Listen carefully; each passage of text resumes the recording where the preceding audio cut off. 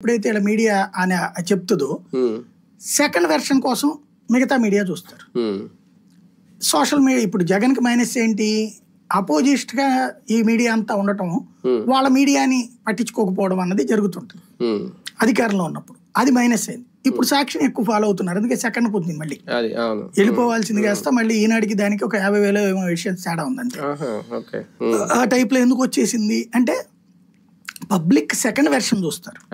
ఈ second version వచ్చినప్పుడు ఇక్కడ క్లారిటీ ఉంది వాళ్ళకి, ఇదేమీ లేదు ఈ 12 నెలలు అన్నట్టు. అందుకే నిన్న చంద్రబాబు గారు రూట్ మార్చారు చూడండి, మెయిన్ కూడా తగ్గించడం చూస్తామని.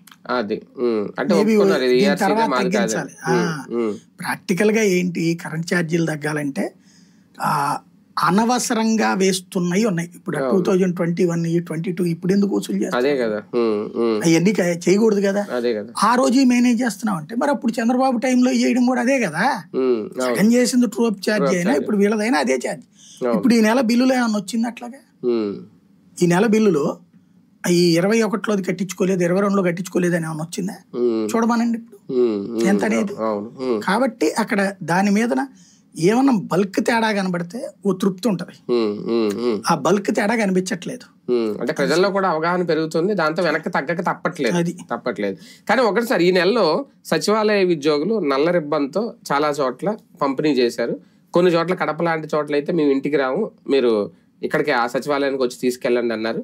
అంటే నిరసన అయితే అక్కడ తెలుస్తుంది, కానీ నిరసనని పట్టించుకునే నాదుడు లేదు. ఏంటి సచివాలయ ఉద్యోగులకు అది అన్న ఒక శాపమా? ఇంకా సమస్య ఏమొచ్చిందంటే కమ్యూనిస్ట్ ఐడియాలజికల్ లీడర్స్ ఆధ్వర్యంలో నడిచినప్పుడు వాళ్ళు కొన్ని గేమ్స్ వేస్తారు.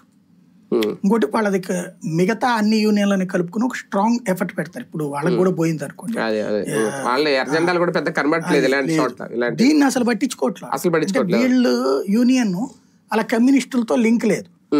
వీళ్ళు ఏం చేయాలి, వైసీపీకి ఏమో ఈ కార్మిక యూనియన్ అనేటటువంటిది పెట్టారు కానీ